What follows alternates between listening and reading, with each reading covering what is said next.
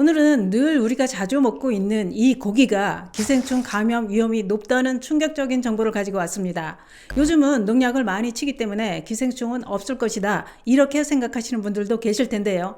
그러나 우리가 즐겨 먹는 채소뿐만 아니라 다른 식품에도 기생충이 들어있다는 걸 알고 계신가요? 그러면 기생충이 우리 몸에 들어가면 어떤 해를 입힐까요? 기생충에 감염되고 오래되면 암을 발생시키고 목숨을 잃을 수도 있다는 겁니다. 특히 익히지 않고 날로 먹는 육고기나 대충 익혀서 먹는 고기도 기생충이 살아있을 수 있다고 하는데요. 특히 육류 중에서도 소고기 육회나 생간은 이질 아베마 기생충에 감염될 위험이 높다고 합니다. 그런데 고기 중에서도 돼지고기는 잘 익혀서 먹어야 된다는 말 들어보셨을 겁니다.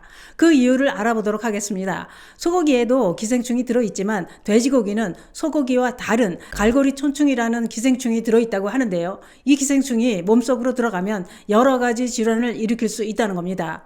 세계보건기구 WHO는 전 세계에서 보고되는 간질 사례의 70%가 갈고리 촌충에서 유발되는 것으로 추정한다고 밝혔습니다.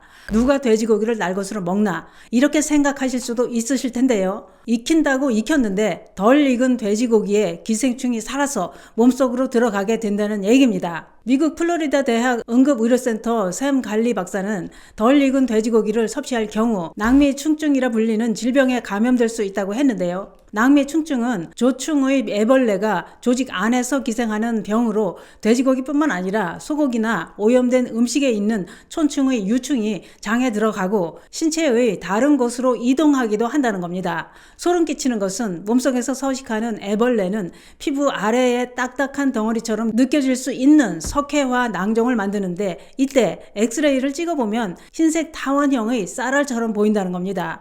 유충이 장을 빠져나와 다른 곳으로 이동하면 병변이나 낭종이 생긴다고 하는데요. 갈리 박사가 공개한 환자의 CT 사진에는 대퇴골을 시작으로 무릎 관절 아래까지 수많은 낭종이 퍼져 있는 소름 끼치는 사진을 공개하기도 했습니다.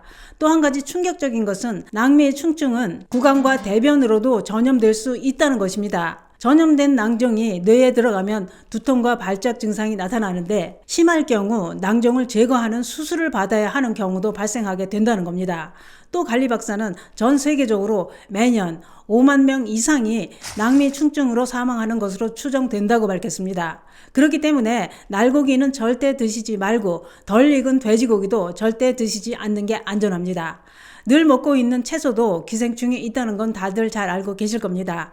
특히 잎채소는 흙과 접촉하면서 자라기 때문에 기생충 알이 묻어 있을 수 있으니 여러 번 씻어서 드셔야 합니다. 또한 기생충 감염의 위험이 높은 음식은 대표적인 게 민물고기인데요. 민물고기는 간흡충이나 장흡충 같은 기생충 알이 들어있을 수 있기 때문에 날로 먹거나 덜 익혀 먹는 경우 감염 위험이 크다고 합니다. 민물에서 자란 게와 가재 역시 감염 위험이 높아서 특히 폐흡충이라는 기생충에 감염될 수 있다고 했는데요. 폐흡충은 폐에 기생하면서 호흡곤란을 일으킬 수 있다는 겁니다.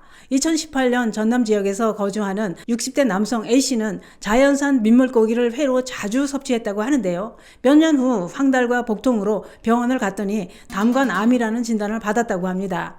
간흡충 감염이 오랜 기간 지속되면서 암으로 발전한 사례라고 하는데요.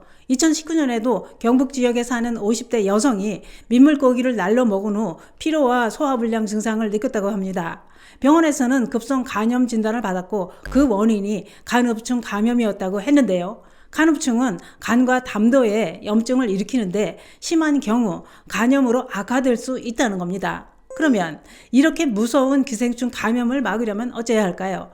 감염 위험이 높은 식품을 먹을 때 충분히 익혀서 먹으면 기생충이 내 몸속으로 들어가서 알 까고 새끼치고를 못합니다. 또한 자연산 민물고기와 민물게, 가재는 70도 이상에서 충분히 조리해야 기생충을 제거할 수 있다고 하니 이 점도 함께 참고해 주시기 바랍니다.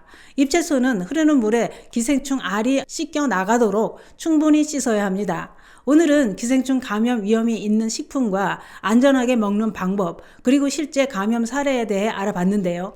기생충 감염은 가벼운 증상으로 시작되지만 장기적으로는 암이나 간염 같은 심각한 질병으로 발전할 수 있다고 하니 감염 위험이 있는 식품은 꼭 충분히 익혀 드시기 바랍니다. 감사합니다.